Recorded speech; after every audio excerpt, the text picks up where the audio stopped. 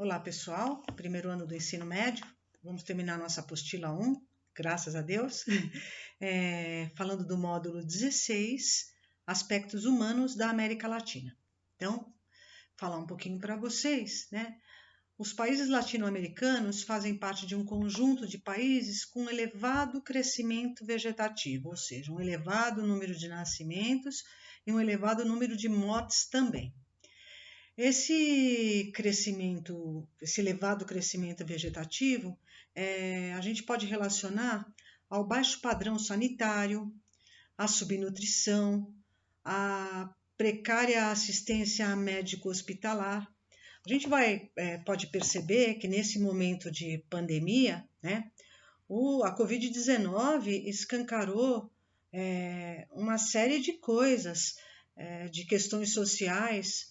Pensando aqui no Brasil, que é um país latino-americano, se a gente for pensar que o maior número de mortes se dá nas áreas mais carentes, é porque nessas áreas mais carentes falta saneamento básico, falta assistência médico-hospitalar, falta orientação de higiene, né? O simples ato de lavar as mãos pode evitar uma série de coisas. A gente tem visto isso, né?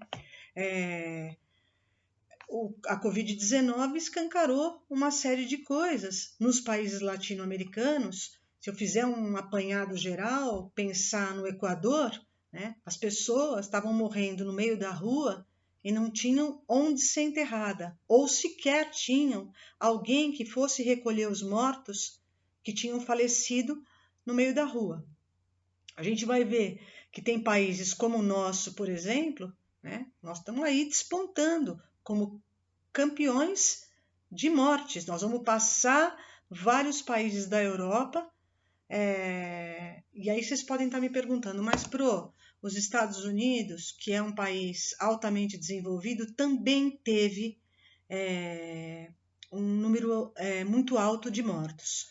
Aí a gente pode fazer uma relação dos Estados Unidos por conta desse número elevado de mortes, né, com o presidente da República, né? O Trump demorou para cair a ficha, falou a questão da cloroquina, demorou para tomar medidas mais severas em relação a dizer para as pessoas ficarem em casa, e com isso o número de mortes cresceu assustadoramente. Mas hoje a gente já percebe, os Estados Unidos estão começando a voltar à sua vida normal, né? Então, não houve um número acelerado de mortes por conta da falta de assistência médico-hospitalar.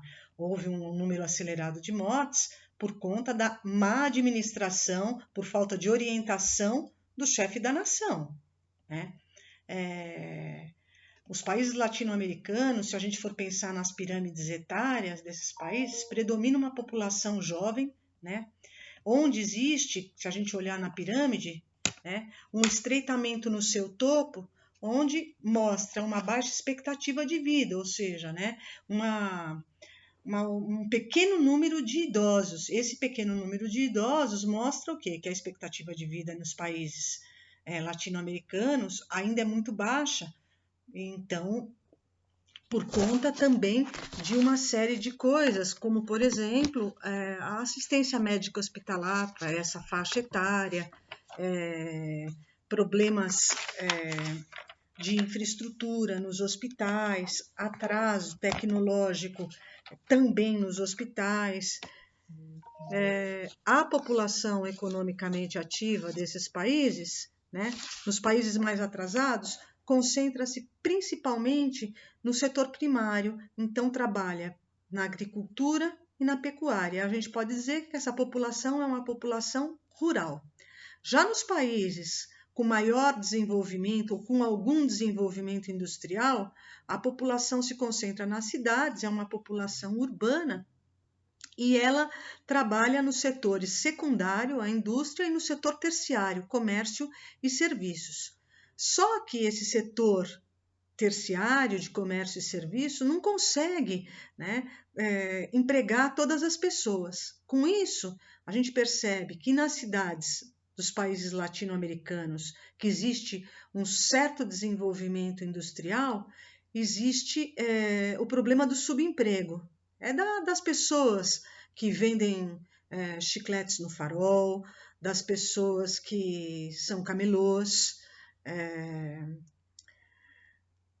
O setor terciário não consegue empregar a todos, então o subemprego aparece mesmo.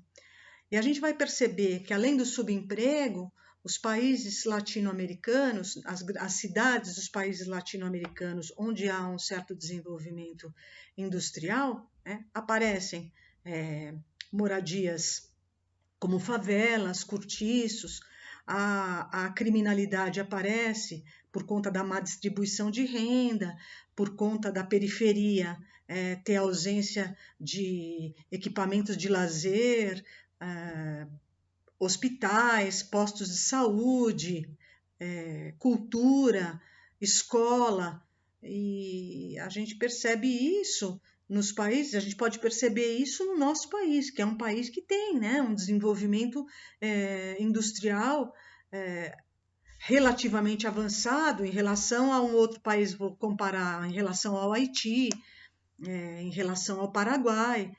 Então, essas características são muito marcantes nos países latino-americanos. A gente vai olhar na apostila, ele está falando do México, que é o país mais populoso de língua espanhola da América Latina, que tem uma população predominantemente urbana. 78% da população mexicana vive nas grandes cidades, a cidade do México, por exemplo, uma cidade bastante parecida com a cidade de São Paulo.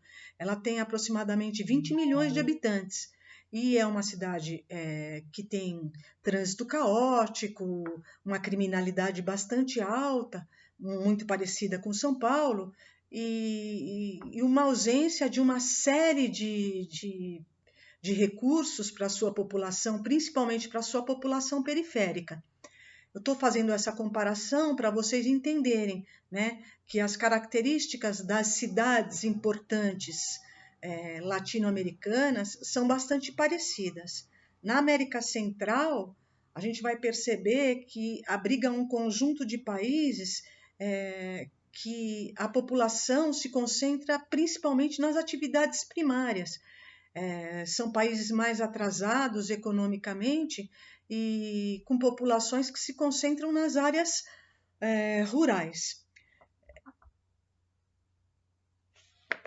A América Andina, onde tem a Cordilheira dos Andes, que agrupa Venezuela, Colômbia, Peru, Equador, Bolívia e Chile, tem uma população de aproximadamente 149 milhões de habitantes, com as maiores concentrações nas áreas litorâneas e nas regiões dos altiplanos. Tem um mapa, inclusive, na página 219, desses países e as principais cidades. Nesses países, destacam-se os grupos de ascendência inca, tá? E sob o ponto de vista das atividades econômicas, eles se concentram também nas atividades primárias. Eles possuem uma industrialização modesta e recente, e um crescimento desordenado das cidades em consequência da transferência de ativos para os setores secundários e terciários, para a indústria e para o comércio. Com exceção do Chile, que apresenta o melhor padrão de desenvolvimento econômico e o melhor IDH, e a mais intensa urbanização, a região andina caracteriza-se pela precariedade de suas condições de vida, marcada por uma elevada taxa de analfabetismo, subnutrição, vulnerabilidade de doenças, e particularmente o Peru e o Equador, recentemente sofreram com a cólera. A Bolívia é o país de mais baixo IDH da região andina. A América Latina, que corresponde a Argentina, Uruguai e Paraguai, com uma população aproximadamente de 51 milhões de habitantes, possui padrões de vida um pouco melhores, excetuando o Paraguai, tá? Que é, desse conjunto, o país que possui um padrão de vida menos elevado. É uma região de população de predomínio urbano, com menos problemas no quadro social, exceto o Paraguai. A urbanização gira em torno de 58%, né? Então, 58% da população vive nas cidades e trabalham principalmente na indústria, no comércio e nos serviços. Isso configura um certo inchaço urbano, né? As pessoas se concentram mais nas cidades. As maiores densidades populacionais estão associadas aos vales fluviais, então as populações se concentram próximas aos vales dos rios, principalmente na foz do Rio da Prata, onde se localiza Buenos Aires, e Montevidéu. O Brasil, né, em particular, é o 5º país mais populoso do mundo, o 2º do continente americano e o 1º da América Latina, com cerca de 210 milhões de habitantes atualmente. É uma população mal distribuída, né? Se concentra principalmente na costa litorânea e se concentra principalmente na região sudeste, né? Na década de 90 apresentou uma diminuição do seu crescimento vegetativo, indicando uma menor participação de jovens na sua pirâmide etária. E houve o quê? Uma melhora na sua expectativa de vida, apresentando um número maior de idosos também nessa pirâmide etária. Eu gostaria que vocês fizessem uma análise das 2 pirâmides etárias que tem na página 217, é uma pirâmide da Argentina, da América Latina, e uma pirâmide da Bolívia, da América Andina, né? Para vocês perceberem isso que eu acabei de falar. E eu corrijo os exercícios na próxima aula, tá bom? Um abraço para vocês. Tchau, tchau.